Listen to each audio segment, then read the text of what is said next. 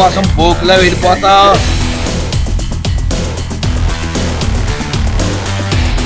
This is a serious mistake a whole generations of people have done.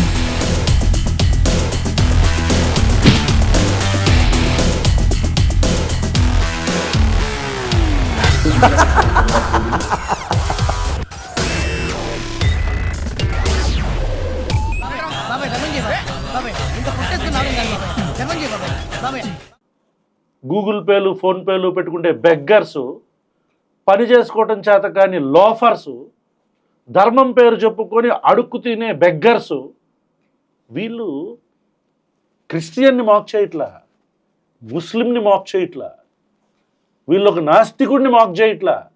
వీళ్ళు మాక్ చేస్తున్న వ్యక్తి ఒక హిందూ. ఎందుకు మాక్ చేస్తున్నారో తెలుసా? ఇతను నమ్ముతున్న సిద్ధాంతం కూడా కాదు. హిందూ ధర్మంలో ఆథెంటికేటెడ్గా డాక్యుమెంటెడ్గా రాసిన పురాణాలకు సంబంధించి లేదా బుక్స్కి సంబంధించి వీటిల్లో సాయిబాబా రెఫరెన్సెస్ ఉన్నాయి అని చెప్పని ఎవరైతే సాయిబాబాని కూడా యాక్సెప్ట్ చేశారో వాళ్ళని కూడా తిడుతూ, జగద్గురులు అనబడే వ్యక్తులను తిడుతూ, కంచి ఇంకోటి ఏమన్నారు శృంగేరి పీఠాలకు సంబంధించిన వాళ్ళని కూడా తిడుతూ పుస్తకాలు చింపేస్తుంటే దాన్ని చాలా రోజులు హోల్డ్ చేసుకొని ఇక తప్పక మాట్లాడితే ఈ నిరోధగాడికి శత్రువు. జగ్గి వాసుదేవా. ఎవరు జగ్గి వాసుదేవ్? Who is Jaggi Vasudev? జగ్గి వాసుదేవ్ సాయిబాబా ఒకటేనా? జగ్గి వాసుదేవ్ భార్య ఎలా చనిపోయింది? జగ్గి వాసుదేవ్ భార్య ఎలా చనిపోయింది? జగ్గి వాసుదేవ్ మామ, ఆయన పేరు గంగారామ్ ఐ గెస్, ఆయన ఎఫ్ఐఆర్ ఏమని ఫైల్ చేశాడు? నా కూతురు చనిపోవటానికి నాకు కారణాలు తెలియాలి అని చెప్పారు. ఎందుకు అన్నాడు?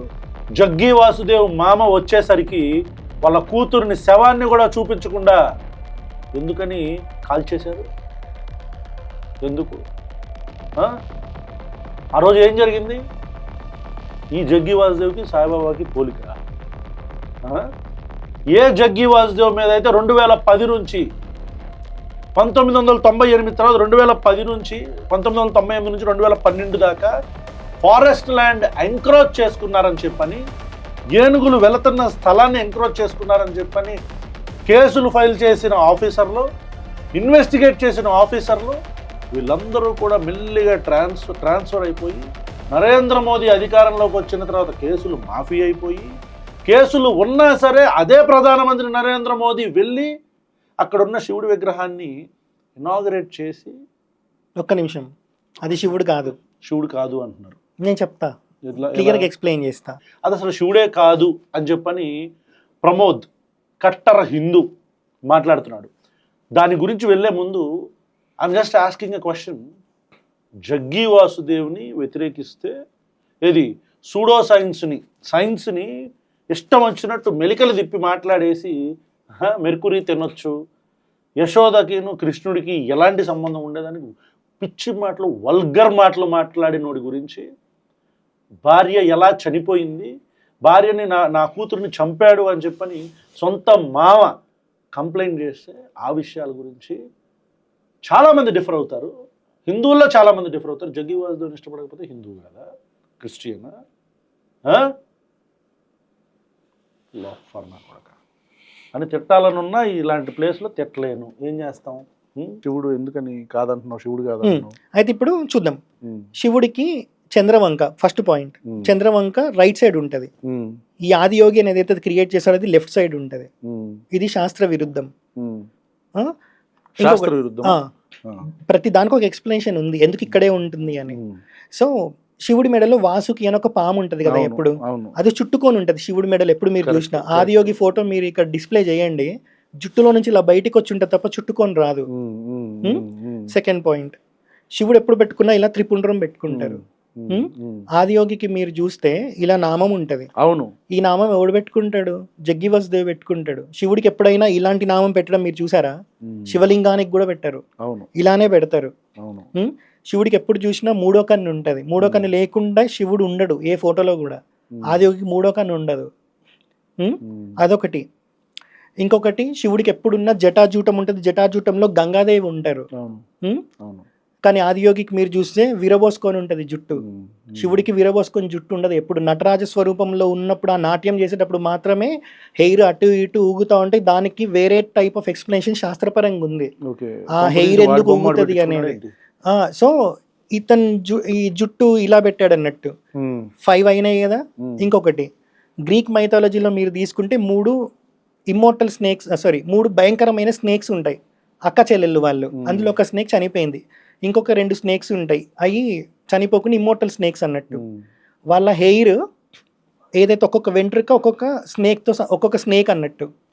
అది గ్రీక్ మైథాలజీలో ఉంది. అది కూడా నేను మీకు స్క్రీన్ షాట్ ఇస్తా. సో ఈ హెయిర్ ఏదైతే ఉంటుందో అది స్నేక్ బాడీతో మ్యాచ్ అవుతుంది అన్నట్టు, ఏది ఆ సర్పాలకి గ్రీక్ మైథాలజీలో. మీరు ఆదియోగిది చూస్తే కూడా పాము ఏదైతే వచ్చిందో ఆ పాము బాడీ హెయిర్ ఒకటే సైజులో కనిపిస్తాయి. ఇది ఎక్కడ శివుడు? ఒక పాయింట్ అయినా మీకు శివుడు కనిపించాడా? ఇంకొకటి హాఫ్ బాడీ వర్షిప్ మనకు లేదు. Second thing half body worship మనకు లేదు. మీరు రాముడి విగ్రహం ఎప్పుడైనా ధనుర్బాణాలు లేకుండా చూసారా? వినాయకుడిది ఎప్పుడైనా డిఫరెంట్ గా వినాయకుడిని చేస్తారు తప్ప హాఫ్ తో చెయ్యరు. ఓన్లీ వెంకటేశ్వర స్వామిది మాత్రమే మీరు చూస్తే బర్స్ట్ అంటారు వాళ్ళని, BUST బర్స్ట్. అవి ఆరాధనకి పనికిరావు, షో పీస్ లాగా పనికొస్తాయి. యాక్చువల్ అవి లేవు, కానీ జనాలకు నచ్చి ఇంట్లో పెట్టుకుంటున్నారు తప్ప దానికి పూజ చేయడం కానీ దానికి బొట్లు పెట్టడం కానీ చెయ్యరు మీరు చూస్తే కూడా. ఎందుకు అనంటే అది ఆరాధనకి పనికిరాదు ఆకారం లేనప్పుడు. సో శివుడు, ఇంకొకటి శివుడికి ఎప్పుడైనా విగ్రహారాధన ఉందా? లింగారాధననే ఉంటది. కరెక్ట్, లింగారాధన ఉంటుంది. లింగానికి అభిషేకం చేస్తారు, అది రుద్రాభిషేకం కావచ్చు, పాలాభిషేకం కావచ్చు, ఏదైనా. అందుకే ఎందుకు అని అంటే లింగం మీద వేసిన ప్రతిదీ జారిపోతుంది. లైఫ్ లో ఏది శాశ్వతం కాదు అని చెప్పే స్వరూపం శివస్వరూపం, అందుకే దానికి అభిషేకం. శివుడికి విగ్రహాలు ఉండవు, ఆదియోగికి విగ్రహం ఉంది, అది హాఫ్ ఉంది, అది శాస్త్ర విరుద్ధం. నాకు తెలిసిన ఇప్పుడు మా టీంలో ఉండే శివైట్స్ కూడా వాళ్ళు కూడా they hate that concept of Adiyogi and Isha. ఇప్పుడు శివుడి చేతిలో త్రిశూలం ఉంటది, శివుడు ఇట్లా ఆకారంలో ఉన్నప్పుడు చేతిలో త్రిశూలం ఉంటది, కానీ పక్కన ఎక్కడో నించోబెట్టాడు శివుడు. కానీ లింగ స్వరూపంలో మీరు తీసుకుంటే పక్కనే త్రిశూలం పెట్టడానికి ఒకటి పెడతారు వాళ్ళు, స్టాండ్ లాంటిది. లింగ స్వరూపం. ఆదియోగికి హ్యాండే ఉండదు, త్రిశూలం ఎందుకు? ఇదొకటి. ఇంకొకటి మీరు తీసుకుంటే ఆదియోగి అనే పదం శివుడి సహస్రనామాల్లో కానీ నాకు తెలిసి ఎక్కడ లేదు. అవునా? లేదు. ఆది గురు అవతారం ఉంది. శివుడు యోగ జ్ఞానం అంటే ఈ జగ్గివస్ది వీళ్ళందరూ వచ్చాక యోగా అంటే యోగ జ్ఞానం అంటే మోక్షానికి కావాల్సిన జ్ఞానం ఏదైతే ఉంటుందో అది యోగ జ్ఞానం. ఈ కూర్చొని ఆసనాలు వేసే యోగా కాదు. ఇప్పుడు యోగా డే ఏదైతే సెలబ్రేట్ చేస్తున్నారో అది ఆసనాలు వేసే యోగా అని చేశారు దాన్ని. సనాతన ధర్మంలో మనం పుట్టింది మోక్షం పొందడానికి, కాబట్టి ఏ యోగ జ్ఞానంతో మోక్షం పొందాలో ఆ యోగ జ్ఞానం ఇచ్చింది ఆది గురువైన దత్తాత్రేయ స్వామి. ఆది యోగి ఏడికి వెళ్ళొచ్చాడు ఫస్ట్. ఇంకొకటి దత్తాత్రేయ స్వామికి 16 అవతారాలు ఉంటాయి, అందులో ఒక అవతారం పేరు ఆదిగురు అవతారం. ఈ ఆదిగురు అవతారమే అలర్కుడు అనే అతనికి యోగ జ్ఞానం ఇచ్చింది. ఇది ఎప్పుడో చాలా పాతది. ఎప్పుడు చదివావు రాజా నువ్వు? ఇగో ఇక చదవాల్సి వస్తుంది రిప్లై ఇవ్వాలంటే. ఇగో ఇట్లాంటి వాళ్ళ గురించి ఎక్స్పోజ్ చేయాలి అని అంటే మరి ఆథెంటిక్ ఇన్ఫర్మేషన్ అయితే ఇవ్వాలి కదా. ఇప్పుడు నేను చెప్పింది మార్కండేయ పురాణంలో ఉంది, నేను అది కూడా పంపిస్తా. ఆది గురువు అంటే దానికి మీనింగ్ ఏంటి అని. సో ఆది యోగి కాన్సెప్టే లేదు. Some respect for you for having that knowledge in your ధర్మ. మీ మతానికి గురించి అంత నాలెడ్జ్ మీరు యాక్చువల్లీ ఇట్లాగే కదా హిందువులు ఉండాల్సింది. మన ధర్మంలో ఎవరైనా తప్పు చేస్తుంటే, మన మతంలో ఎవరైనా తప్పు చేస్తుంటే ఇది తప్పు కదా అని ప్రశ్నించాలి కదా. చెప్పాడు రా జగ్గివాసుదేవ్ అని చెప్పని చప్పట్లు కొడతామా? కాదు కదా, క్వశ్చన్ చేయాలి కదా, ప్రశ్నించాలి కదా. తప్పు ఎవడన్నా చేసి తప్పు అని చెప్పాలి కదా. అది శివుడు కాదురా బాబు అని చెప్పని విత్ ప్రూఫ్స్ మాట్లాడుతున్నాడు కదా, ఫ్యాక్ట్స్ మాట్లాడుతున్నాడు కదా.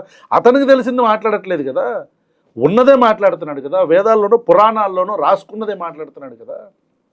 అతను హిందూ కాదంటారేంటి? మైండ్ దుబ్బిందా? సో ఇప్పుడు లింగ భైరవి తీసుకుందాం.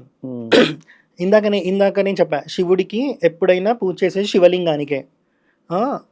శివలింగానికి యోని పీఠం ఉంటుంది, యోని భాగం కింద, పైన శివలింగం ఉంటుంది. యోనిపీఠం ఈ యోనిపీఠమే శక్తి స్థానం శివుడికి. కరెక్ట్.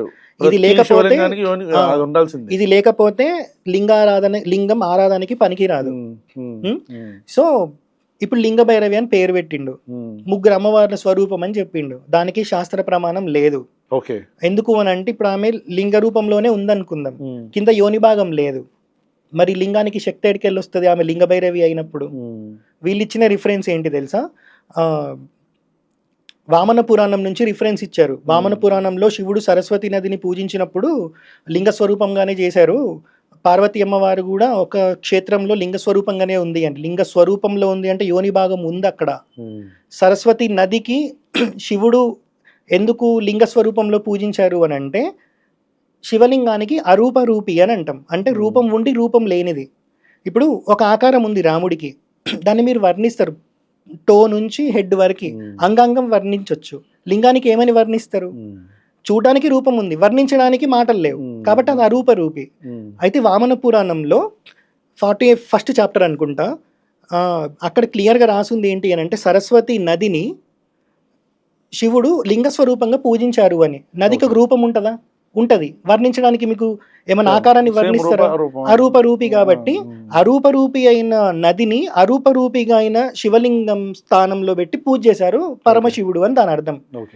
ఇక్కడ లింగ భైరవి ఎక్కడి నుంచి వచ్చింది? ఎక్కడో ఒక దగ్గర లింగము, మొత్తం కాన్సెప్ట్ ఇట్సెల్ఫ్ ఇస్ రాంగ్. ఎక్కడో ఒక దగ్గర లింగం అని కనిపించింది, దానికి ఎక్కడో ఒక దగ్గర భైరవి అని కనిపించిన లింక్ చేసేసి ఇది ఇక్కడ ఉంది అక్కడ ఉంది అని వీళ్ళు దెబ్బ కొట్టుకోవడమే. అయితే దీనికన్నా ముందుకెళ్తే 46th చాప్టర్లో పార్వతీ అమ్మవారు కూడా లింగ స్వరూపంలో ఉన్నారని ఉంది, అక్కడ యోనిపీఠం ఉంటది. దీనికి శ్లోకం కూడా ఉంది, ఆగమాలు ఉంటాయి, శైవాగమాలు అని 63 ఆగమాలు ఉంటాయి. దాని పరంగానే గుడిలు కడతారు అన్నట్టు. అందులో క్లియర్గా ఉంటది, మృగేంద్ర ఆగమం కామిక ఆగమం అని ఉంటది. అందులో శ్లోకంతో పాటు ఉంది, లింగస్య మూలే యోని స్థాపనీయ తతశక్తి సమాయుక్తం లింగం పూర్ణతమం భవేత్ అని. లింగస్య మూలే యోని స్థాపనీయ అంటే యోని భాగం లేని లింగం పూజకి అనర్హమని. ఇదే శక్తి స్థానం అని దాని అర్థం. సో ఈ కాన్సెప్ట్ ప్రకారం ఖచ్చితంగా జగ్గి వాసుదేవ్ పెట్టిన ఆదియోగి అనబడే స్టాచ్యూ లింగ భైరవి కూడా ఈజ్ నాట్ శివ అని చెప్పబడే ఏ రెఫరెన్స్ కి అది యాప్ట్ అవ్వట్లేదు. అట్ ద సేమ్ టైం లింగ భైరవి కూడా. అయితే ఇక్కడ చూడండి, ఇప్పుడు యోని భాగం లేకపోతే లింగానికి పూజకి అనర్హం. లింగం శక్తి వినాశూన్యం శక్తిహీనో నా పూజ్యతే అని చెప్తుంది ఒక ఆగమం. లింగం శక్తి వినాశూన్యం అంటే శక్తి భాగం లేనప్పుడు లింగం పూజకి అనర్హం అని. అయితే ఇక్కడ లింగ భైరవి అనే కాన్సెప్ట్ క్రియేట్ చేసిండు, లింగాకారంలో తెచ్చిండు. ఈయన చెప్పే ప్రాసెస్ ఏంటి తెలుసా? ఈయన కాన్సిక్రేట్ చేస్తేనంట, ఒకసారి కాన్సిక్రేట్ చేస్తే దానికి ఇంకా పూజలు చేయాల్సిన అవసరమే లేదంట. రెగ్యులర్ ప్రాణప్రతిష్టలకి ఇతను చేసే ప్రాణప్రతిష్టలకి చాలా డిఫరెన్స్ ఉందంట. రెగ్యులర్గా చేసే వైదికంగా చేసే ప్రాణప్రతిష్ఠ ఏదైతే ఉంటుందో దానికి ప్రతిరోజు నిత్యం ధూపం దీపం పత్రం పుష్పం దీపం ధూపం నైవేద్యం అన్ని కావాలి, మంత్రం యంత్రం ఇట్లాంటివి అన్నీ ఉంటాయి, ఆగమం అన్నీ ఉంటాయి ప్రాణప్రతిష్ఠ చేసినప్పుడు. కానీ ఇతను చేసిన దానికి ఇవేం ఉండవంట, ఎనర్జీస్తో కాన్సిక్రేట్ చేస్తాడంట. ఇక్కడ మీరు లాజిక్ అర్థం చేసుకోండి అని ఎంత భయంకరమైన కాన్సెప్ట్ అర్థమవుతుంది. సో శివలింగానికి యోనిపీఠం లేకపోతే అది శూన్యం. ఇక్కడ ఈయన ఏం చెప్పాడు, ఈయన చేసిన కాన్సిక్రేషన్కి మళ్ళీ పూజలు చేయాల్సిన అవసరం లేదు, ఒకసారి కాన్సిక్రేట్ చేసి దానికి అట్లనే ఎనర్జీ ఉంటుంది అన్నాడు. అది కుదరదు, చెప్పేస్తాడు, అది ఉండదు. అయితే ఇక్కడ ఎంత దారుణంగా పెట్టాడో చూడండి, లింగ భైరవి కింద బర్రె కొమ్ములు పెట్టాడు. ఎనర్జీస్ లాగాలి కదా మరి ఎక్కడి నుంచో ఒక దగ్గర. ఇప్పుడు మంత్రం, అందులో బీజాక్షరాలు ఉంటాయి, గాయత్రి మంత్రం 24 బీజాక్షరాలు. ఆ మంత్రం మనం చెప్తా ఉంటే ఏ స్వరంలో చెప్పాలో ఆ స్వరంలో పర్ఫెక్ట్గా చెప్తే 1 lakh sound waves per second create చేయొచ్చు. సో అలా మనం ఇది చేస్తాం. ఏదన్నా ఇప్పుడు మీరు చెప్పింది ఏ కాన్సెప్ట్? ఇది రెగ్యులర్గా మనం ఏదైతే పూజా విధానాలు ఉంటాయో గుడిలో ఆ విగ్రహానికి పవర్ రావాలి అని అంటే మంత్రం ఇవన్నీ చెప్పాలన్నట్టు, బీజాక్షర మంత్రాలతో పూజ చేసినప్పుడే దానికి ఇది ఉంటది. ప్రాబ్లం లేదు, ఓకే ప్రాబ్లం అంటే ఇది సనాతనంగా వస్తుంది. మేము అంటే వేదం పరంగా నేను చెప్తున్నా, అది ఓకే వేదం పరంగా నేను చెప్తున్నా. అయితే ఇప్పుడు ఒక గుడి ఉంది, ఆ గుడికి వైభవం ఎప్పుడు తగ్గుతుంది అని అంటే దాంట్లో పూజలు జరగడం ఆగిపోయిన రోజు. అవును, కరెక్ట్. మళ్ళీ పునర్వైభవం తేవాలి అని అంటే మళ్ళీ ప్రాణప్రతిష్ఠ లాంటి ఇంకొక ప్రాసెస్ చేసి అప్పుడు తీసుకొని వస్తారన్నట్టు. ఎందుకంటే పాడుబడ్డ గుడిలు చాలా ఉంటాయి, అవును. దానికి వైభవం మళ్ళీ తేవాలి అని అంటే వెంటనే పూజలు చేయడం వల్ల రాదు, ఉమ్. దానికి యజ్ఞం యాగం ఇట్లాంటి ప్రాసెస్ ఉంటుంది అన్నట్టు. అవునా? ఇతను ఏది ఉండదని ఏది అవసరం లేదు నేను చేసిన దానికని చెప్తాడు. ఉమ్. అందుకే బర్రె కొమ్ములు పెట్టాడు. బర్రె కొమ్ములు ఇది తాంత్రికం ఉంటది కదా, ఉమ్. అఘోర తాంత్రిక్ వీటిల్లో బర్రె కొమ్ములు ఎనర్జీని లాగడానికి వాడతారు అన్నట్టు. ఓకే. అక్కడ ఎవడైనా మినిమం 15 minutes స్పెండ్ చేస్తే వీళ్ళ పాజిటివ్ ఆరా త్రూ అది పవర్ పొందుతుంది అని నాకు తెలిసింది. ఓకే. అందుకే యోనిపీఠం లేదు, అందుకే మంత్రం లేదు. ఉమ్. ఇప్పుడు నిజంగా ఇతనికి వేదం చదువుకొని శాస్త్రం చదువుకొని ప్రాణప్రతిష్ఠ చేసేవాడైతే మంత్రం యంత్రం ఆగమం ప్రతిదీ ఉండాలి, కానీ లింగభైరవికి ఏదీ లేదు. ఉమ్. శివుడు అంటే ఇతని దగ్గరికి వచ్చి ఒకరోజు చెప్పాడంట, నేను నీలో 50% అయిపోతా అని చెప్పి. లేలే నువ్వు నన్ను 100% తీసేసుకో అన్నాడంట. దాని తర్వాత ఇతను శివుడి షోల్డర్స్ మీద ఎక్కి రైడ్ చేయడం స్టార్ట్ చేసిండంట. మీకు నచ్చుతుందా ఇది? అసలు ఇది చెప్పడమే అబద్ధం కదా. శివుడి షోల్డర్స్ మీద ఇతనికి రైడ్ చేయడం ఏందన్నా? శివుడు అది నచ్చుతుందా ఇది? వింటున్నారా శివైట్స్? మీరు ఎవరినైతే జగ్గి వాసుదేవ్ అని ఓ పెద్ద ఏమంటారు ఎన్లైటెండ్ బీయింగ్ అంటే ఎన్లైటెండ్ బీయింగ్, ఇలాంటి ఎన్లైటెండ్ బీయింగ్ అంట శివుడు భుజాల మీద ఎక్కి రైడ్ చేశాడంట. శివుడిని అభిమానించే శివైట్స్, శివుడిని ఎవరైతే ఇష్టపడతారో మీరందరూ వింటున్నారా? నాకు తెలిసి నిజంగా శివుడిని ఇష్టపడే వాళ్ళు నా ఫ్రెండ్స్లో ఉన్నవాళ్ళు, నా టీంలో ఉన్నవాళ్ళు, ప్రశ్నలో ఉన్నవాళ్ళు, they hate Jaggi Vasudev because of these foolish concepts. అవును, ఇలాంటి అరే శివుడి మీద నువ్వెక్కి రైడ్ చేయటం ఏంటి? What are you thinking about lord Shiva? ఇక్కడ లెట్ us అండర్స్టాండ్, వీళ్ళందరూ కూడా ఒక నెక్సస్ కింద ఫామ్ అయ్యి ఇతన్ని ఎందుకు మాక్ చేస్తున్నారు, ప్రమోద్ అనే వ్యక్తిని ఎందుకు మాక్ చేస్తున్నారు? Do you understand? బికాజ్ ఇతను మన ధర్మాన్ని మీరు తప్పుదోవలో తీసుకెళ్తున్నారు అని అన్నందుకు ప్రమోద్ అనే వ్యక్తిని ఈరోజు యాంటీ హిందూ అంటున్నారు. ఇతను చెప్పిన మాటల్ని ఫ్యాక్చువల్గా ఎవడైనా కాంటెస్ట్ చేయాలంటే ఇదే ప్రశ్న ప్లాట్ఫామ్ మీద we are giving you a chance. ఈ మొత్తం నెక్సస్లో ఉన్న ఎవడైనా సరే మీరు వచ్చి ఇతను చెప్తుంది ప్రామాణికం కాదు అని చెప్పండి, give us the evidence, then ask him a question. అంతేగాని ఈ దొంగ ఎఫ్ఐఆర్లు పెట్టించి దొంగ కేసులు పెట్టించి ఆడపిల్లలను ఉపయోగించుకొని ఎంత పెద్ద ఎకోసిస్టమ్ నడుపుతున్నారా మీరా? ఇంకొకటి, ఈ ఎవడైతే జీపే పెట్టుకొని ఫోన్పేలు పెట్టుకొని సనాతన ధర్మాన్ని భుజాన మోస్తున్నామని చెప్తున్నాడో ఈషా మీద మాట్లాడాలంటే ఉచ్చబడుతుంది నా కొడుకులకి. ఎందుకంటే ఇట్లనే నన్ను టార్గెట్ చేసినట్టే వాళ్ళ బతుకులను కూడా టార్గెట్ చేస్తారని చెప్పి. అయితే ఈ కొడుకులని నిజంగా వాళ్ళకి జీలో దమ్ము ఉంటే నేను ఒకటి చదువుతా, దాన్ని క్వశ్చన్ చేయమని చెప్పండి. అవునా? వీళ్ళకి నిజంగా ధర్మం మీద అంత ఇంట్రెస్ట్ ఉంటే వినాయక చవితి రోజు వినాయక వ్రతకల్పం అంటే వినాయకుడు ఎలా పుట్టాడు చదివేటప్పుడు ఈషా గురించి మాట్లాడడానికి భయపడుతున్నారు. ఈషా అంటే చాలా రెస్పెక్ట్ ఉంది ఈ కొడుకులకి. ఇది చదువుతారేమో చెప్పండి, నేను చదువుతా చూడండి. గణేశుడు ఎలా పుట్టాడు, ఎలా రాసుకున్నాడు తెలుసా? ఎవరు ఇది రాసింది? ఎవరు? ఈషా, జగ్గి వాసుదేవ్. ఇది మనం వేద్దాం, పెడతా. గణేశుడు ఎలా పుట్టాడు అనేది. శివుడు ఒక రకంగా తిరుగుబోతు స్వభావం ఉన్న భర్త. అతను ఎప్పుడు తన ఇష్టానుసారం ఏళ్ల తరబడి ఎటో వెళ్ళిపోతూ ఉండేవాడు. ఆ రోజుల్లో సెల్ ఫోన్లు ఈమెయిల్ ఉండేవి కాదు కదా. మరి అతను అలా వెళ్ళిపోయినప్పుడు పార్వతి అమ్మవారు కాదు, దేవి కాదు, ఆమె చాలా ఒంటరితనానికి లోనయ్యేది. అంతేకాకుండా శివుడు మానవ మాతృడు గాక యక్షస్వరూపుడు అయినందున పార్వతికి సంతానం కలిగే అవకాశమే లేకపోయింది అని అన్నాడు. ఈ బూతులు చదివినందుకు ఇది ఎందుకు పెట్టుకుంటున్నా అంటే అరచేతిలో గంగాదేవి ఉంటది, మన చెవులు శుద్ధమవుతాయి అని చెప్తారు అన్నట్టు. శివుడు ఇది చదువుతారా? ఫస్ట్ లైన్ ఏంటి? శివుడు ఏం? శివుడు ఒక రకంగా తిరుగుబోతు స్వభావంగా అలవాడంట. తిరుగుబోతు అంటే ఏంటో మరి వాడి దృష్టిలో. ఇది జగ్గి రాసినట్టుందా? ఈషా వెబ్సైట్ ది. ఓకే. అయితే ఇది చదువుతారా? హిందుత్వ ఇన్ఫ్లుయెన్సర్లు ఎవడైతే మాట్లాడలేక భయపడుతున్నారో ఇది వినాయక వ్రతకల్పం చేస్తూ అంటే వినాయకుడి విగ్రహం ఇంట్లో తెచ్చుకొని వినాయక చవితి రోజు చదువుతారా ఇట్లాంటి బూతులు? ఇంకోటి ఇక్కడ ఏం రాశాడు, ఆ రోజుల్లో సెల్ ఫోన్లు ఈమెయిల్ ఉండేవి కాదు కదా. మరి అందుకే అలా వెళ్ళిపోయినప్పుడు పార్వతి అసలు శివుడితో సంప్రదించలేకపోయేది అంట. శరీరంలో అర్థభాగం ఇచ్చాడు పార్వతీదేవి కదా. అలాంటిది ఆయన ఎక్కడుంటో మీకు తెలియదా? సెల్ ఫోన్లు లేవంట. అయ్యప్ప స్వామి పుట్టాలి అని అంటే మహిషి సంహారం జరగాలి అని అంటే ఈమె భర్త అందానికి లొంగడు కాబట్టి ఈమె అందాన్నంతా విష్ణుమూర్తికి ఇచ్చి మోహిని అవతారం ఎత్తేటట్టు చేసి భర్త వీర్యం స్ఖలనమై అయ్యప్ప స్వామి పుట్టేటట్టు చేసిన ఆవిడకి సెల్ ఫోన్ ఈమెయిల్ కావాలా? అంటే అసలు ఫస్ట్ ఒక దేవతల రూపంలో ఉండే వ్యక్తులకి అంటే గాడ్లీ పర్సనాలిటీస్కి అలాంటి స్వరూపాలకి ఫోన్లు అంటే నిజంగా ఒకవేళ ఉంటే అలాంటి స్వరూపాలు ఉంటే వాళ్ళకి ఫోన్లు అవన్నీ అవసరమా కదా కదా. I'm talking as a normal human being. ఒక ఏథీయిస్ట్ గా పక్కన పెట్టి దైవ స్వరూపంలో ఉండే వ్యక్తులకి సెల్ ఫోన్లు అవసరమా? రైట్. ఇది అయితే ఇక్కడ ఏం మ్యాజిక్ చేశారు తెలుసా? దీని మీద పోస్టులు పెట్టాం, పెడితే వెంటనే కొన్ని రోజుల తర్వాత చేంజ్ చేసి ఏం రాశారు తెలుసా? ఇది మేము రాలేదన్నారా? ఆహా, వెబ్సైట్ లో చేంజ్ చేసుకున్నారు కొడుకులు. ఏమని రాశారు? శివుడు ఒక విధంగా ఒక చోట నిలిచే భర్త కాదు, తానెప్పుడు సంచరించేవాడు అని రాశాడు. మిగతాదంతా సేమే ఇంకా మళ్ళీ మార్చి ఎవడో ఒకటి రియాక్ట్ అయితే తప్ప నువ్వు మార్చవా? ఆడ అది కూడా పురాణాల్లో ఉంటది. పురాణాల్లో ఉన్న ఇన్ఫర్మేషన్ కాపీ పేస్ట్ చేయడానికి కూడా నొప్పి. సొంతంగా రాసుకోమని ఎవరు చెప్పాడు? సో దీన్ని క్వశ్చన్ వీళ్ళు మాట్లాడతారా హిందుత్వ ఇన్ఫ్లుయెన్సర్లు దీని గురించి? ఒకడైనా మాట్లాడతాడా? ఇవన్నీ నేను ఏవైతే మాట్లాడానో ఈ కొడుకులందరూ మాట్లాడుంటే ఈరోజు ఒక రెవల్యూషన్ వచ్చేది హిందుత్వాలో. ఇప్పుడు వీళ్ళు మాట్లాడట్లేదు ఈషా గురించి. హిందుత్వ కాదు, హిందూయిజంలో. సో ఇప్పుడు వీళ్ళు మాట్లాడట్లేదు. ఏం చేస్తారు? ధర్మాన్ని కాపాడుతున్నాం అంటున్నా, ధర్మాన్ని పోస్ట్పోన్ చేస్తారు. ఎట్లా?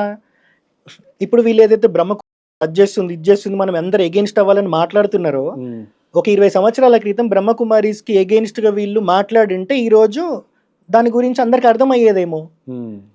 ఈ రోజు నేను ఏదైతే మళ్ళీ అట్లాంటి సిచ్యువేషన్ మనకి రాకుండా మనం ఈ రోజు ఫైట్ చేయడం మానేస్తే మన పిల్లలు ఎవరైతే ఇప్పుడు వీళ్ళకి పుట్టారో వీళ్ళకి ఒక 20-25 ఏళ్ళు వచ్చాక వీళ్ళు ఫైట్ చేయాల్సి వస్తుంది ఇట్లాంటి ఆర్గనైజేషన్స్ మీద. కరెక్ట్. అంటే ధర్మాన్ని ఇప్పుడు వీళ్ళు కాపాడుతున్నారా, పోస్ట్పోన్ చేస్తున్నారా? మరి పోస్ట్పోన్ మరి ధర్మాన్ని పోస్ట్పోన్ చేసుకునేవాడు అడుక్కు తినడం ఎందుకు? మరి సాయిబాబానేమో ఫకీరు అడుక్కుంటాడు, భిక్షం అడుక్కుంటాడు అని అంటారు. సాయిబాబా తెలుసా ఎంత గొప్పోడో? సన్యాసి ఒక ధర్మం ఉంటుంది, 3, 5, 7 ఇండ్లలో మాత్రమే అడుక్కోవాలి. ఆ రోజు ఆ 7 ఇండ్లలో దొరికింది మాత్రమే ఫుడ్. 7 ఇండ్లలో కూడా ఎక్కడ ఫుడ్ దొరకకపోతే పస్తుని ఉండాలి. అది సన్యాసి నియమం. షిరిడికి మీరు పోతే 5 ఇండ్లలో మాత్రమే సాయిబాబా భిక్షం అడుక్కునే వాళ్ళని చెప్పి ఇది ఫస్ట్ హౌస్, ఇది సెకండ్ హౌస్ అని ఇల్లులు కనిపిస్తాయి. వీళ్ళు 5 మంది దగ్గర అడుక్కుంటున్నారా?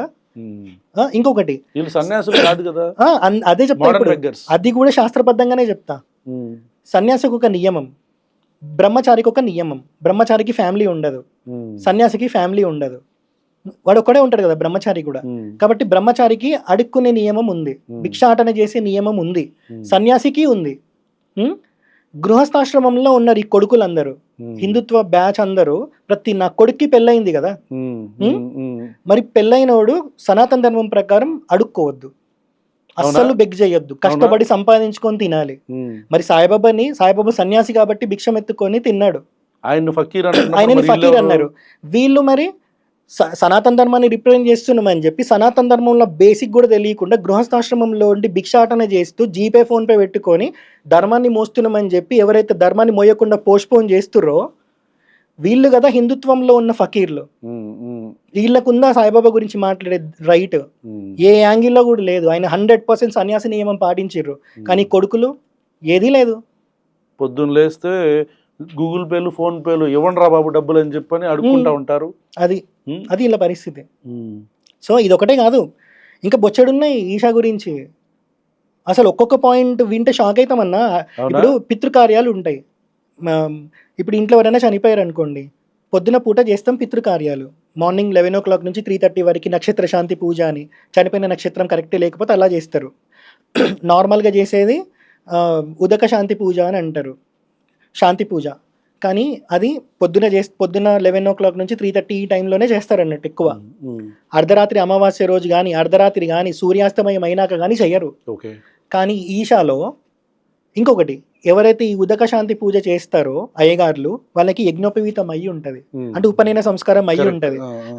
వాళ్ళు మాత్రమే దానికి అర్హత ఆ పూజలు చేయడానికి. కానీ ఈషాలో మీకు ఫోటోలు పంపిస్తే డిస్ప్లే చేయండి. ఇక్కడ శాంతి పూజలు ఎవరైతే వైదికంగా చేస్తారో పిండం, నువ్వులు, నీళ్లు వాడతారు.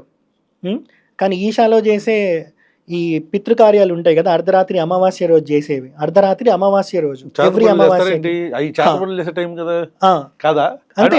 అంతే, నాకు కూడా అదే డౌట్. అంతే. ఇంకొకటి, అక్కడ పితృకార్యాలు చేస్తారు, కాలభైరవ కర్మ అని. ఈవెన్ మీకు ఇప్పుడు ఈషా వెబ్సైట్లో కొట్టినా దొరుకుతుంది. ఉపనయన సంస్కారం లేదు. ఇంకొకటి నల్లబట్ట వాడతారు. నల్లబట్ట సనాతన ధర్మంలో పుణ్యకార్యాలకు కానీ పితృకార్యాలకు కానీ అస్సలు వాడరు. తెల్లబట్ట వాడతారు. పితృకార్యాలు ఎవరైతే వేసుకుంటారో వస్త్రము దహనం చేయడానికి వాళ్ళన్నీ తెల్ల వస్త్రమే, నల్లబట్ట అసలు వాడరు. కానీ నల్లబట్ట వాడుతున్నారు. ఇక్కడ అయ్యగారులు ఏదైతే వైదికంగా చేస్తారో పితృకార్యాలు చేసేటప్పుడు వాళ్ళు అడిగేది ఏంటి అని అంటే, చనిపోయిన వారు ఏ డేట్ రోజు చనిపోయారు అని అడగకుండా ఏ తిథి రోజు చనిపోయారు, ఏ నక్షత్రంలో చనిపోయారు అని మాత్రమే అడుగుతారు. చనిపోయిన వాడి పేరేంటి, గోత్రం ఏంటి అని అడుగుతారు. కానీ ఈషాలో చచ్చిపోయినోడు ఏ రోజు పుట్టాడో కావాలంట. ఏ రోజు పుట్టింది ఎవరికి కావాలి, ఏ రోజు చచ్చిపోయాడో కావాలి కదా. సో ఏ రోజు చచ్చిపోయాడో కావాలంట, ఏ రోజు పుట్టాడో కావాలంట. అయితే ఇంకొకటి ఏంటంటే, చచ్చిపోయినోడు బతుకున్నప్పుడు వాడు వేసుకున్న బట్టల్లో నుంచి ఒక బట్ట ముక్క కావాలంట. ఏమో మరి. ఇప్పుడు చేతబడిలో జుట్టు మనం నడిచిన మట్టి తీస్తారు కదా, అలా ఉంది ఏదో ప్రాసెస్. ఇది చాలా భయంకరమైన ప్రాసెస్. అయితే ఎండింగ్ చూడండి, మీకు షాక్ అవుతారు. ఇదన్నీ చేస్తున్నారు నల్లబట్ట. ఇంకొక దారుణమైన థింగ్ ఏం తెలుసా, ఇక్కడ కూడా ఫోటో ఉంటే ఫోటో అడుగుతారు. ఆ పర్సన్ ఫోటో మనకి సంతోషం కోసం పెట్టుకోవడానికి. ఈషాలో ఫోటో మ్యాండేటరీ, గ్రూప్ ఫోటో కాదు, సింగిల్ ఫోటో కావాలి బతుకున్నప్పుడుదని. ఇప్పుడు ఒక ప్రెగ్నెంట్ లేడీ ఉంటుంది, అబార్షన్ అయ్యి లోపల పిండం చనిపోతుంది అనుకోండి, లేకపోతే పిల్లోడు పుట్టాక చనిపోయారు అనుకోండి బేబీ. దీనికి కూడా అమావాస్య రోజు అర్ధరాత్రి పూట శాంతి పూజ చేస్తారట. అయితే వాడికి కావాల్సింది ఏంటంటే తెలుసా, ప్రెగ్నెంట్ లాగా లేడీ ఉన్నప్పుడు దిగిన ఫోటో, అందులో బేబీ బంప్ కనిపిస్తుంది కావాలంట. రోజుగా చేతబడులు చేస్తున్నారంటారా మీరా? రే ఫకీర్, జగ్గి వాసుదేవ్ ఆశ్రమంలో చేతబడులు చేస్తున్నారంటరా. ఉంది, మీకు ఇంకా ఎండింగ్ చెప్తా కదా. కాదురా, దీనికి సమాధానం ఎవరైనా చెప్తే ప్రశ్న ఈజ్ వెల్కమింగ్ యూ. నేను యాంటీ హిందూ అని చెప్పండి. అప్పుడు మీరు యాంటీ ప్రమోద్ అనే వ్యక్తి, అదే సనాతన ట్రావెలర్ యాంటీ హిందూ అని ఒప్పుకుందాం. సరే, ఇక ఇంకొకటి చెప్పినా కదా, క్లైమాక్స్ బాగుంటదని. ఇతనే వినోద్ చెప్పినాయి, జగ్గి వాసుదేవ్ చెప్పినాయి, లింక్ చేసి చెప్తా చూడండి. సో ఇప్పుడు నార్మల్ గా శాంతి పూజలు అవి చేసినప్పుడు ఏం చేస్తారంటే, ఎక్కడైతే పుణ్యక్షేత్రాలు ఉంటాయో అవి దాని పక్కనే పారే నది ఉంటుంది, జీవనదులు, గోదావరి, తుంగభద్ర, కృష్ణ, గంగా ఇట్లాంటివి. వీటి దగ్గర మాత్రమే చేస్తాం. చెరువు ఉంటే చెరువులో చెయ్యరు. దీంట్లో ఎందుకు చేస్తారు అని అంటే, ఏదైతే జీవుడు ఉన్నాడో వాడు ట్రావెల్ చేస్తాడు. ఇట్లాంటి పుణ్యక్షేత్రాల్లో వీడు చేసుకున్న కర్మని బట్టి ఇంకొకడికి ఎవరైతే కర్మ ఉందో వాడికి కొడుకులాగా పుట్టాలి, వాడికి పిల్లలాగా పుట్టాలి అనేది ఒక ప్రాసెస్ ఉంటుంది. అది చాలా పెద్ద ప్రాసెస్. సో ఇది జీవుడు అనేది ట్రావెల్ అవ్వాలి. అందుకే పారే నదిలో వదులుతాం, చెరువుల్లో వదలం పితృకార్యాలు చేసినప్పుడు. కానీ ఇక్కడ ఏం చేస్తారంటే ఒక పాండ్ లాంటిది క్రియేట్ చేసి ఈ ప్రాసెస్ అంతా అక్కడ ఎండ్ చేస్తారు అన్నట్టు. అంటే ఇక్కడ చూడండి, సనాతన ధర్మం ప్రకారం వైదికంగా చేస్తే సోల్ అనేది ట్రాన్స్ఫర్ అవుతుంటది. అది ట్రాన్స్ఫర్ అయ్యి ఇంకొక శరీరంలోకి వెళ్ళడానికి ట్రై చేస్తుంటది. వినోద్ ఎప్పుడైనా పాడ్కాస్ట్ లో చెప్పింది మీరు విన్నారా? ఈషాలో లింగభైరవి ఎదురుగా చెట్టు ఉంటది, ఆ చెట్టు మీద దయ్యాలు ఆత్మలు కనిపిస్తాయి అంటాడు. అయితే ఇదే ఈషా వెబ్సైట్ లో కాలభైరవ కర్మ అని ఉంది కదా, దీంట్లో మీరు స్వైప్ చేసి చూడండి, కింద ఫోటోలు వస్తాయి. అదే చెట్టుకి ముడుపులు కట్టినట్టు కడతారు రెడ్ బట్టతో. కొడుకులు నిజంగా చేతబడులు చేస్తున్నారా అక్కడ? ఇంకొకటి తెలుసా, ఇంకొక అంటే చెప్తాడు ఆయననే పాడ్కాస్ట్లలో. ఇంకొక హైలైట్ థింగ్ ఏంటి తెలుసా, దీనికి లింక్ చేస్తే వరల్డ్ ఎకనామిక్ ఫోరం లో జగ్గి వాసుదేవ్ మాట్లాడతాడు. పాపులేషన్ గురించి అడిగినప్పుడు చెప్తాడు. ఆమె అడుగుతుంది డీపాపులేషన్ గురించి అడిగినప్పుడు ఈ జగ్గి వాసుదేవ్ ఏమంటారు తెలుసా, people want to increase number of foot prints on earth and I want to decrease number of souls అంటాడు. అంటే ఏంటి దాని అర్థం? అంటే ఈ ఆత్మ ఇంకో జన్మ తీసుకోకుండా ఇప్పుడు వాడి ఉద్దేశంలో ఆ పాయింట్ దగ్గర చేస్తుంది. అందుకే ఇప్పుడు ఎందుకంటే ఆత్మ ఇంకొక శరీరం తీసుకుంటది, ఇంకో శరీరం తీసుకుంటది. ఇక్కడ people want to increase number of foot prints on earth and I want to decrease number of foot prints on earth అంటే వేరేలా ఉంటది. అయినా పాపులేషన్ కంట్రోల్ చేయడానికి అతను ఎవడన్నా అట్లుంటే పిల్లని ఎందుకు అన్నాడు? వంశం అక్కడితో ఆడుకోవచ్చు కదా. సెకండ్ థింగ్, ఇక్కడ ఏమన్నాడు, I want to decrease number of souls అన్నాడు. సోల్ ని డిక్రీజ్ అంటే నెంబర్ ఆఫ్ సోల్స్ ని డిక్రీజ్ చేయడం అంటే ఈ సోల్ ఇంకొక జన్మ తీసుకోకుండా ఉంటది అని. ఇది డీపాపులేషనే కదా. కరెక్ట్. అది ఎట్లా అయినా, అది చీమైనా, జంతువైనా, మనిషి అయినా, ఏదైనా ప్రతి దాంట్లో ఒక ఆత్మ ఉందనేది నమ్మేది సనాతన ధర్మం కదా. రీబర్త్ నమ్మేది సనాతన ధర్మం కదా. అవును అవును. మరి సోల్ని ఎవడన్నా ఇతను ఇది చేయడానికి నేను ఆ క్లిప్ ఇస్తా, పెట్టండి. Issues that others are That's my reluctant to bring trouble. up. Always. All the religious groups are against me because I'm talking about population. They want more souls. I want less on the planet. ఒక హేతువాదిగా, మానవవాదిగా నేను వ్యక్తిగతంగా ఈ concepts నమ్మకపోయినా సరే, మనిషి చనిపోయిన తర్వాత ఒకటి అవుతాడు, ఆత్మ కాన్సెప్ట్స్ నమ్మకపోయినా సరే, ఒక ధర్మాన్ని ఆచరిస్తున్న వ్యక్తులు ఒకటి కొన్ని కోట్లాది మంది ఒక దేవుడిని, ఒక వ్యక్తిని దేవుడు అని నమ్ముతున్నప్పుడు, లేదా ఈ పనులు జీసస్ క్రైస్ట్ అవనండి, అల్లా అవనండి, లేకపోతే రాముడు అవనండి, కృష్ణుడు అవనండి, ఇప్పుడు తను చెప్తున్న శివుడు అవనండి, ఇంకెవరైనా సరే ఒక కాన్సెప్చువల్గా కొన్ని వాళ్ళు ఫాలో అవుతున్న విషయాలు ఉంటాయి. దాన్ని కాదని అదేంటిది ఆ చేతబడులు చేస్తా, ఏంటది ఆత్మలను ఆపేస్తా, ఆత్మలను తగ్గిస్తా అని చెప్పానంటే ఇది శాస్త్ర ప్రకారంగా తప్పు అని చెప్తున్నాడు. ఆన్సర్ ఉంటే ఎవరైనా సరే మీరు కామెంట్ చేయొచ్చు, లేదంటే ఈ నెక్సస్లో ఉండే ఈ బొక్కపకిరాదులు ఎవడైనా సరే మమ్మల్ని కనెక్ట్ అయితే మేము మిమ్మల్ని పాడ్కాస్ట్ చేసి కూర్చోబెట్టి సమాధానం రాబడతాం. ఆ రోజు ప్రమోదం తీసుకొస్తా. ఎవడైనా సరే ప్రమోద్ అడుగుతున్న ప్రశ్నలకి హిందూ మతంలో, హిందూ గ్రంథాల్లో, పురాణాల్లో, ఇతిహాసాల గురించి ప్రమోద్ చెప్పిన విషయాలలో ఎవడైనా సరే దీనికి కౌంటర్ ఇస్తాం అన్న దమ్మున్నోడు ఈ నిరోధుగాడైనా సరే, అడిగి రాదు గట్ట ఏం తెలియదుగా సరే, ప్రశ్నకి ఈమెయిల్ ఉంది, మీరు ఈమెయిల్ చేయండి, లేదా నా కాంటాక్ట్ నెంబర్స్ కొంతమంది దగ్గర కూడా ఉన్నాయి, మీరు కాంటాక్ట్ చేయండి. ప్రమోదం తీసుకొస్తా. Let us have a healthy debate.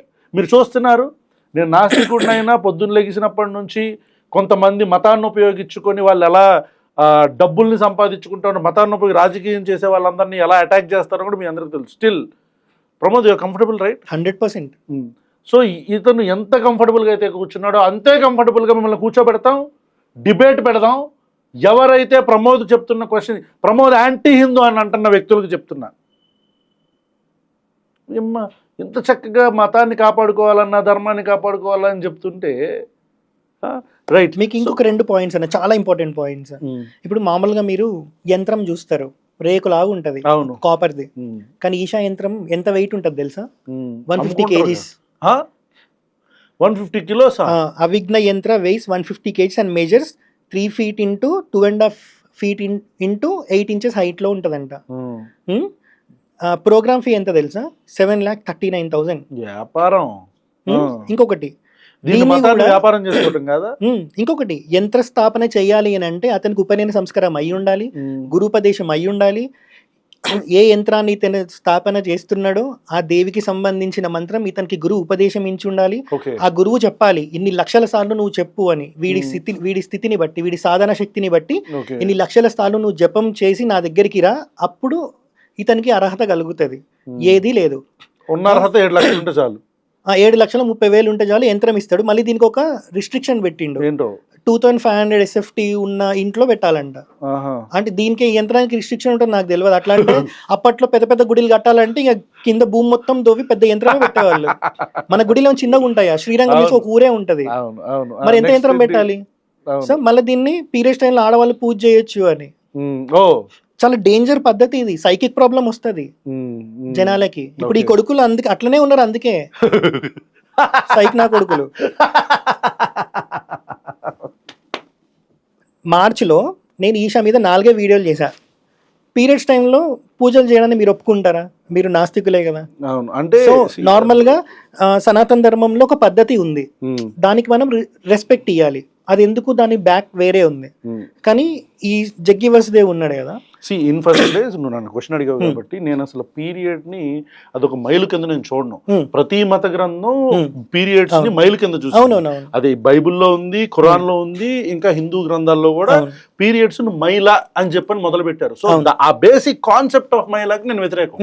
Okay. 2, నువ్వు అడిగిన క్వశ్చన్ ఏదైతే ఉందో, పీరియడ్స్ ని Hindu, let us say if I am a Hindu, I am believing in some religion and that religion says something, I should follow it. Ante. Simple. If I am not following it, I am not following that religion. Ante. Simple. No answer. So itanu ఇప్పుడు creams వచ్చాయి. So అట్లా అట్లా ఇతను అంటే ఎవరు? అది జగ్గి వసుదేవ్. జగ్గి, ఆ clip ఇస్తా పెట్టండి, చాలా ఆడుకుంటా, నాకు చెప్పబుద్ధి కూడా కాదు అది. చెప్పలేదు సో అది వద్దులే అన్న, అంటే మీరు అది డైరెక్ట్ డిస్ప్లే చేయండి, అతని వాయిస్ లో వింటేనే బాగుంటది. There is no mention of menstrual cycles anywhere because spiritually you cannot have menstrual cycles. Only physiologically you can have. Some temples and other things have said women cannot enter at that time. You need to understand this, from where this comes from. Today's woman, you forget about her, okay? How she's equipped, how she's capable of handling her bodily needs and other things are a different matter. I want you to look back 1,000 years ago. What kind of sanitary facilities did she have? What kind of processes did she have? But over a period of time, we are born from that. If that is impure, our very birth is impure and the creation is impure. It's a ridiculous thought even to think like that. So దానికి వేరే explanation శ్రీమద్ భాగవతంలో మనకి వృత్రాసుర సంహారం అనే ఒకటి ఉంటది. వృత్రాసుర సంహారం. ఈ వృత్రాసుర సంహారంలో అసలు ఈ కాన్సెప్ట్ అనేది ఎట్లా వచ్చింది అనేది ఉంటది అన్నట్టు. సో దానికి ఉంది, శాస్త్ర ప్రమాణం ఉంది. దానికి సామ్వేదం గారు కూడా రిప్లై ఇచ్చారు. ఇట్లాంటివన్నీ చెప్తాడు అన్నట్టు ఆడవాళ్ళకి, ఏదో ఒక ఎంకరేజ్ చేయడానికి. కానీ ఇవన్నీ నువ్వు ఏదైతే అనాదిగా సనాతనంగా వస్తుందో భారతదేశంలో, దీనికి వ్యతిరేకంగా ఉన్నప్పుడు నువ్వు దాన్ని ఎట్లా చెప్తావు? నీ లాజిక్ ని అంటి దానికి పెట్టి, రైట్, ఆన్ రేషనల్ బేసిస్ లో కాకుండా ఒక ధర్మాన్ని, హిందూ ధర్మాన్ని ఫాలో అవుతున్న వ్యక్తిగా నువ్వు చెప్తున్నది తప్పు. అంటే మత గ్రంథాల ప్రామాణికంగా, వేదాల ప్రామాణికంగా నువ్వు చెప్తున్నది తప్పు. అదే నువ్వే పాయింట్అవుట్ చేసావు. ఇట్లాంటి 4 వీడియోలు చేసా. 4 వీడియోలు చేసేటప్పటికే పరశురాముడిని వొలటైల్ మెంటాలిటీ అన్నాడు. పరశురాముడు అంటే ఎప్పుడు బ్యాడ్ వెదర్ తో ఉంటాడంట. సో వొలటైల్ నేచర్ తో ఉంటాడంట. Parashurama, the axe hacker, anything that he saw, he hacked up with his axe, including his mother. A man of very volatile emotions. In many ways, without participating in it, Parashuram decided the fate of Kurukshetra war. He fixed Karna in the very beginning. He had enormous capabilities, but his emotional volatility did not allow him to perceive the divine every moment of his life, off and on, bad weather most of the time. So he went to many gurus or teachers. When he found they did not have what he is looking for, he hacked them. So అతనికి మీద అతనికి control ఉండదు కాబట్టి, చేతిలో గొడ్డలు ఉంది కాబట్టి, పరుశువు అది ఉంది కాబట్టి దేని పడితే దాన్ని నరుక్కుంటెళ్ళి వాళ్ళ అమ్మ తల్లి నరికేశాడంట. అట్లుండదు పరశురాముడి చరిత్ర. దాని తర్వాత గురువు కావాలి నాకని ఎతుకుతున్న, గురువు కావాలి అనుకున్నప్పుడు కొందరు గురువులు పరిచయం అవుతారు. గురువులు పరిచయం అయ్యాక ఈ గురువులు నాకు కరెక్ట్ కాదని గురువుల తల్లని నరికేశాడంట. గురువులు ఎవరు ఉంటారు? బ్రాహ్మణులే ఉంటారు. బ్రాహ్మణ్ అంటే ఇక్కడ వర్ణం పరంగా తీసుకుంటే శూద్రుడు అయినా సరే వాడు బ్రహ్మజ్ఞానంతో అంటే వాడు బ్రాహ్మణుడు. సో అలా గురువుల తలని నరికేస్తే పరశురాముడికి బ్రహ్మహత్య పాతకం అంటుకోవాలి. బ్రాహ్మణ్ నుండి చంపిన పాతకం అంటుకోవాలి. అంటుకోలే కదా మరి, ఎక్కడి నుంచి తెచ్చాడు ఈ చరిత్ర? పరశురాముడు మెంటల్ స్టెబిలిటీ లేనివాడేందన్నా, ఈ అంటే కోపం రాదు. సెకండ్ ఇంకొకటి ఆర్యన్ ద్రవిడియన్ థియరీ ఒకటి ఉంది. అది ఈయన వర్జన్ లో ఎక్స్ప్లెయిన్ చేసే వేరు. దాంట్లో రామాయణ మహాభారతాన్ని లింక్ చేసి దానికి ఏమో లింక్ చేశాడు. ఎలా లింక్ చేశాడంటే, కుంతీదేవి ఉంటది కదా, తన 5 కొడుకులు ఉంటారు. కుంతీదేవి లక్క గృహంలో ఉంటది. ఆ లక్క గృహంని తగలబెట్టేస్తారు అన్నట్టు. ఎవరు అంటే ఇది ఒక ప్రణాళిక వెనక, వీళ్ళని పాండవులను చంపడానికని కౌరవులు వేసిన ఒక స్కెచ్. అయితే దాని ఎక్స్ప్లెనేషన్ వేరే ఉంటది. వీళ్ళు ఏం చేస్తారు, ఒక స్పైని అమ్మాయిని పెడతారు అన్నట్టు, ఒక తల్లి 5 పిల్లల్ని. ఒకరోజు వీళ్ళు ఫుల్ గా తాగి ఎంజాయ్ చేసి ఉంటారు. ఆ రోజు వీళ్ళని చంపాలని కూడా వాళ్ళు అనుకుంటారు అన్నట్టు. సో ఇక్కడ ఎవరైతే కుంతిదేవి ఉందో ఆమెకి ఈ లక్క గుణాన్ని తగలబెట్టడానికి సంబంధమే లేదు. అది ధర్మరాజు ఈయనకి చెప్తాడు భీముడికి. సో వీళ్ళు కాపాడుకోవడానికి ఎట్లాగో వీళ్ళు 5 మంది వచ్చిర్రు. ఎవరు? ఒక తల్లి 5 కొడుకులు. వీళ్ళని చంపడానికే వచ్చిర్రు. సో మనం చంపడానికి ఎవరైనా వస్తే మనం వాళ్ళని చంపడానికి తప్పలేదు కదా. కాబట్టి ఈ భీముడు మంట పెట్టేస్తాడు అన్నట్టు. వీళ్ళు తప్పించుకుంటే వీళ్ళు తాగిన మత్తులు అందులోనే ఉండిపోతారు. అయితే ఈయన ఎట్లా చెప్పాడు తెలుసా, వాళ్ళు తక్కువ జాతి వాళ్ళు, వీళ్ళు క్షత్రియులు కాబట్టి ఆ కాలంలో తక్కువ జాతి వాళ్ళని చంపిన వాళ్ళకి పెద్ద ఫీలింగ్స్ ఉండకపోతుండే అని ఆర్యన్ ద్రవిడియన్ తిని దీంట్లో లింక్ చేశాడు. ద్రవిడియన్ థియరీ మీరు గూగుల్లో కొట్టినా మీరు విన్నది ఆన్ కాన్సెప్ట్ పరంగా 4000 years బ్యాక్ ఆరియన్స్ ఇండియాకి వచ్చారని కనిపిస్తుంది. అవును కరెక్ట్. సో దాన్ని అంబేద్కర్ గారు కూడా కొట్టేశారు. సో దానికి ఎక్స్ప్లెనేషన్స్ ఉన్నాయి, నేను కూడా వీడియోస్ లో చెప్పా అది ఎందుకు జరగలేదు అనేది. సో ఇక్కడ గూగుల్లోనేమో 4000 years అని చూపిస్తుంది. జగ్గి వాసుదేవ్ ఏం చేశాడు తెలుసా తెలివిగా 8500 9000 years బ్యాక్ అని కొత్త కాన్సెప్ట్ పట్టుకొని వచ్చిండు. ఎందుకు తెలుసా, కిందున్న రామసేతు 7000 years డేటింగ్ చూపిస్తుంది కదా. Okay okay. సో 4000 years అంటే రామాయణంని లింక్ చేయలేడు, మహాభారతాన్ని లింక్ చేయలేడు. అవును అవును. కాబట్టి 8500 9000 years బ్యాక్ ఆర్యన్ ఇన్వేషన్ జరిగింది అని చెప్తే రామాయణ మహాభారతాన్ని లింక్ చేయొచ్చు. లింక్ అయ్యింది. There is a history behind this. The first Aryan invasions happened somewhere between 8500 to 9000 years ago. ఇతను గురువు ఏంటి, ఇతను సనాతన ధర్మాన్ని ఎక్కడ రిప్రజెంట్ చేస్తుండు? ఫస్ట్ ఆఫ్ ఇవి 4 వీడియోలు చేసినందుకు ఆర్యన్ ద్రవిడియన్ థియరీ మీద నాకు డిఫరెంట్ అండర్స్టాండింగ్ ఉంది. అయితే ఇక్కడ actual Jaggi Vasudev not only this, science ను ఉపయోగించుకొని మెర్కురీ గురించి పిచ్చి మాట్లాడుతూ బుల్షిట్ మాట్లాడుతూ ఉంటాడు. ఓకే, సో అతను ఫాలోవర్ ఈడు కాబట్టి ఈడు పిచ్చోడు కాబట్టి నిరోధగాడు వాడు కూడా వాడు ఇష్టం వచ్చినట్టు మాట్లాడతాడు. సో అయితే నేను దాని మీద వీడియో చేశా, రామాయణ మహాభారతాన్ని ఎలా లింక్ చేస్తున్నాడు, దానికి దీనికి అసలు సంబంధమే లేదు. గూగుల్ ఒకటి చూపి సీనియర్ డేట్ కొత్తది మార్చి చెప్తున్నాడని. ఇలా 4 వీడియోలు పడేటప్పటికి ఒక్కొక్క దానికి 2 లక్షలు 3 లక్షలు అట్లా వెళ్ళిపోయినాయి వ్యూస్, దాన్ని వెళ్ళిపోయినాయి. ఇంకా ప్రాబ్లం అవుతుంది అనిపించి ఈషా వీనికి వార్నింగ్ ఇచ్చిందో ఏం చేసిందో తెలియదు, సడన్ గా హైదరాబాద్కి వచ్చిండు. నా 130,000 మంది ఫాలోవర్స్ ఉన్న ఇన్స్టాగ్రామ్ అకౌంట్ డిలీట్ అయిపోయింది. నేను ఇట్లా ఒకరోజు కూర్చున్న ఇంట్లో ఓపెన్ చేసేటప్పటికి డిజేబుల్డ్. ఎందుకు అని అంటే వీళ్ళు మాస్ రిపోర్టింగ్ చేపించి ఇది చేశారు. ఎందుకంటే కొన్ని వీడియోస్ నేను రిప్లై ఇచ్చినప్పుడు అవతలోడు ఏదైతే గలీజ్ మాటలు మాట్లాడారో దేవుడి గురించి, వాడు మాట్లాడిన దానికి నేను ప్రాపర్ ఎక్స్ప్లెనేషన్ పురాణాల్లో నుంచి ఇచ్చాక వాడు మాట్లాడిన బూతితో వానికి ఎండ్ చెప్పేది అన్నట్టు, హరహర మహాదేవ ముందు. సో అక్కడ అబ్యూసివ్ వర్డ్ ఒక్కటే తీసి ముందు చెప్పిన కంటెంట్ అంతా వదిలేసి 1000 వీడియోస్ ఎవడన్నా చేస్తాడా అన్న ధర్మం గురించి, అలాంటి అకౌంట్ డిలీట్ చేయించాడు. నేను కుంభమేళాకి వెళ్ళి ఒక వీడియో చేస్తే అసలు ట్రాఫికే లేదు ఏం లేదు, ఇది మొన్నొక్క రోజు మాత్రమే ఉంది అని ఒక వీడియో చేస్తే అది 2 మిలియన్ కొట్టింది. అది చూసి చాలా మంది కుంభమేళాకి వచ్చారు తెలుగు స్టేట్స్ నుంచి.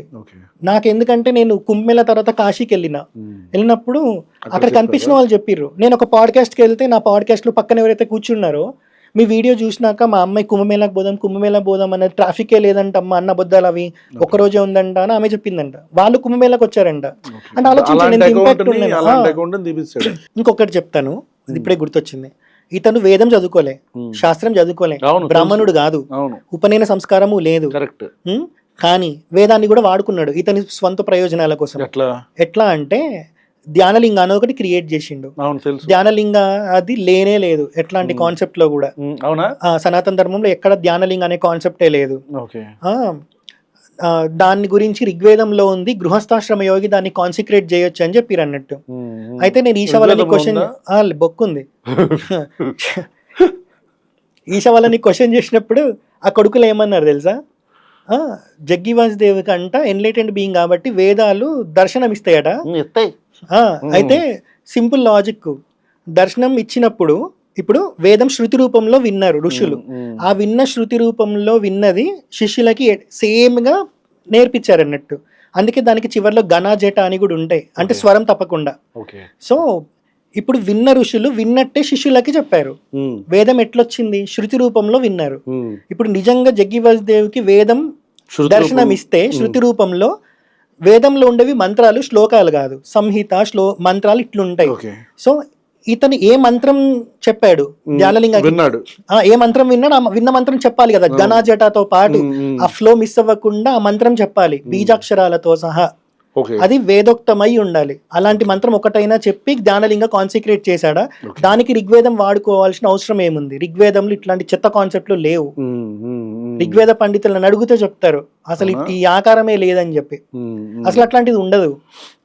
సో ఋగ్వేదాన్ని వాడుకున్నాడు. ఈ యొక్క సింబల్ చూపిస్తాడు, ఎన్లైటైన్మెంట్ సంథింగ్ అన్నట్టు. అదే అదేనా చెప్తా, దీని గురించి కూడా దారుణం. ఎప్పుడైనా కెమెరా చూపించండి తమ్ముడు, నేను ఇది డిస్ప్లే చేయండి ఇక్కడ చేయమంటారా? అది నాకు ఫార్వర్డ్ చేయండి. ఇది ఉందా ఇన్వర్టెడ్ ట్రయాంగిల్. సనాతన ధర్మంలో కానీ, ఇస్లాంలో కానీ, క్రిస్టియానిటీలో కానీ, ఏ ధర్మంలో అయినా పాజిటివిటీని చూపెట్టాలి అని అంటే పైకి చూపిస్తాం, కిందికి ఎవరు చూపెట్టాడు. ఇది కిందికి ఉంది, పైన చంద్రుడు సూర్యుడు ఉన్నారు. సూర్యుడు ఇక్కడ ఉంటాడు, చంద్రుడు ఇక్కడ ఉంటాడు. ఈ 3 పాయింట్స్ ఉన్నాయి ఆ ట్రయాంగిల్లో. ఈ 3 పాయింట్స్ 3 గుణాలకి సంకేతం అన్నట్టు. సాత్వికం, తామసికం, రాజసం,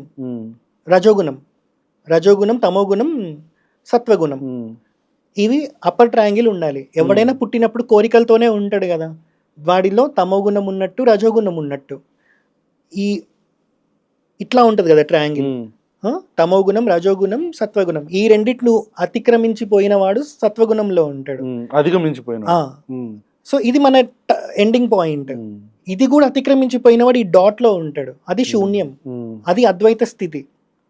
ఇక్కడ పాము పెట్టాడు, చంద్రుడు ఇక్కడ పెట్టాడు, సూర్యుడు ఇక్కడ పెట్టాడు. దక్షిణామూర్తికి మీరు చూసినా సరే సూర్యుడు రైట్ సైడ్ ఉంటాడు, చంద్రుడు లెఫ్ట్ సైడ్ ఉంటాడు, దక్షిణామూర్తి స్వరూపంలో మాత్రమే. ఇది కాలసర్ప కూటమి అంటున్నారు. ఇది ఎన్లైటన్మెంట్ ఏంటి అంటే నువ్వు తామసికం, రాజసికం నుంచి కిందికి పడిపోతున్నావు, సత్వగుణంలోకి రావట్లేదు. సో టెక్నికల్లీ ఇది రాంగ్. ఇట్లా చాలా ఉన్నాయన్న. ఎవరికైనా చెప్తున్నా కదా, ఎవరికైనా 100% అన్న, ఎవరికైనా దమ్ము ఉంటే వచ్చి మాట్లాడమని చెప్పండి. ప్రతిదీ శాస్త్రబద్ధంగా చెప్తా నేను. 100%. So this is an open call to any Hindu who is opposing Pramod's stance on Hinduism. Pramod అనే వ్యక్తి యొక్క స్టాన్స్ ని హిందూయిజం మీద కావచ్చు, జగ్గి వాసుదేవ్ మీద కావచ్చు, ఈషా ఫౌండేషన్ మీద కావచ్చు, లేకపోతే వీళ్ళు చెప్తున్న ప్రాసెస్ ప్రకారం సాయిబాబా అనే వ్యక్తిని మీరు ఎందుకు దేవుడిగా యాక్సెప్ట్ చేయరు అనే పాయింట్ తను క్వశ్చన్ చేస్తున్న పాయింట్స్ అయితే ఉన్నాయో వాటి మీద ఎవడైనా సరే డిబేట్కి వస్తే we are offering you a platform. If you have guts ఉంటే వచ్చి మాట్లాడదురు కానీ. రైట్, నేను మీ గురించి చెప్పి మిమ్మల్ని బూతులు తిట్టించుకోవడం నాకు అసలు ఇష్టం లేదు అని డిలీట్ కొట్టా. భవానీ ఆంటీ 4 అని ఒక అకౌంట్ నేను క్రియేట్ చేసి ఈమె బాడీ పార్ట్స్ని షేమింగ్ చేసిన అని ఆమెను ఏడ్చుకుంటూ ఫస్ట్ వీడియోలో చెప్పింది. ముడ్డి కింద బైక్ వేసుకొని నేను ఈ గుడికి పోతున్నా ఆ గుడికి పోతున్నా అంటారు, కార్లో కూర్చొని వీడియోలు చేస్తాడు, వాడేమి ఇన్ఫ్లుయెన్సర్ అన్న నిబ్బగాడు. ఇతని దగ్గర ఒక ఎక్సెల్ షీట్ ఉంటుందంట, అందులో ఏ యూట్యూబ్ ఛానల్కి ఏ పాస్వర్డ్ అని ఉంటుంది. సో ఇందులో నుంచి రాత్రి పూట కూర్చొని ఇతనే కామెంట్లు పెట్టుకునేవాడు. సో నీకు వాడికి రిఫ్ట్ అట్లా మొదలైంది. ఎవరి స్థాయి ఎవరితో కంపేర్ చేస్తున్నావు మండదు. నీ ఫోన్ నేను నా ఫోన్ నేనే పగలగొట్టుకున్నా, ఐఫోన్. నాకు శివుడు అంటే ఇష్టం. అలాంటి ఒక శివుడి గురించి చాగంటి చెప్పే మాటలు వింటే గూస్ పింపుల్స్ వస్తాయి, గూస్ బంప్స్ వస్తాయి. Like no I'm serious, goose bumps వస్తాయి. చాగంటి చెప్తున్న దానికి ఒక చిన్న బీజియం అట్లా ఆయనలాగా ఎవరు ఎలివేషన్ ఇవ్వలేదు.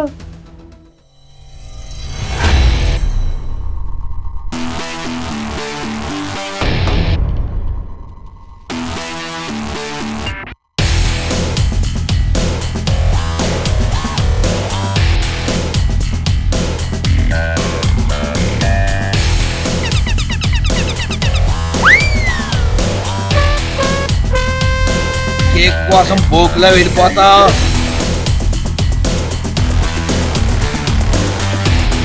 This is a serious mistake a whole generations of people have done.